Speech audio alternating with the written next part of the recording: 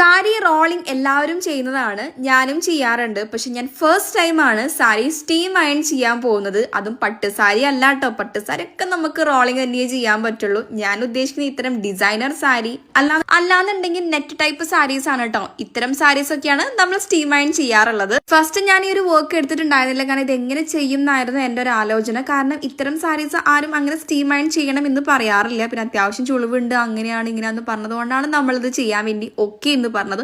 അപ്പോഴും എനിക്കറിയില്ല ഞാൻ സാരി എങ്ങനെയാണ് സ്റ്റീം ചെയ്യാന്നുള്ളത്. ഡ്രസ്സൊക്കെ ആണെങ്കിൽ നമുക്ക് ഹാങ്ങറിലിട്ട് ചെയ്യാം.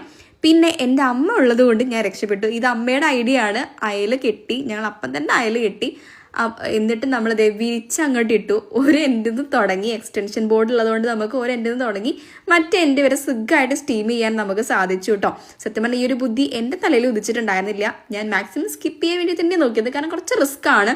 ഇത് മുതൽ ഒരു വലിയൊരു സാരി അയൺ ചെയ്യാന്ന് പറഞ്ഞത് ഭയങ്കര റിസ്ക് ആണ്. പക്ഷെ നെറ്റ് സാരി ആയതുകൊണ്ട് വലിയ കുഴപ്പം നമുക്ക് ഏറ്റിട്ടുണ്ടായിരുന്നു. സ്റ്റീം കൊടുത്തപ്പോൾ തന്നെ പെട്ടെന്ന് തന്നെ ഫോൾഡിംഗ് മാർക്സ് എല്ലാം പോയിട്ടുണ്ടായിരുന്നു. ഭയങ്കര എഫേർട്ട് ഇടേണ്ട ആവശ്യം വന്നിട്ടുണ്ടായിരുന്നില്ല. എങ്കിൽ പോലും ടാസ്ക് ആണ്, കാരണം ഇത്രയും വലിയ സാരി അയൺ ചെയ്യാന്ന് പറയുന്നത്. സോ ഇതേപോലെ സർവീസ് നമ്മൾ സ്വീകരിക്കുന്നുണ്ട്. ഇതേപോലെ സർവീസ് വേണ്ടവരും കോൺടാക്ട് ചെയ്യാൻ മറക്കണ്ട. കൊറിയർ സർവീസും ഒക്കെ ഇവിടെ അവൈലബിൾ ആണ്. നമ്മുടെ ലൊക്കേഷൻ വന്നിട്ട് കാലിക്കറ്റ് യൂണിവേഴ്സിറ്റി റോഡ്, ഇടിമുഴിക്കലാണ്. അപ്പോൾ എത്തിയുള്ളൂ. ബൈ.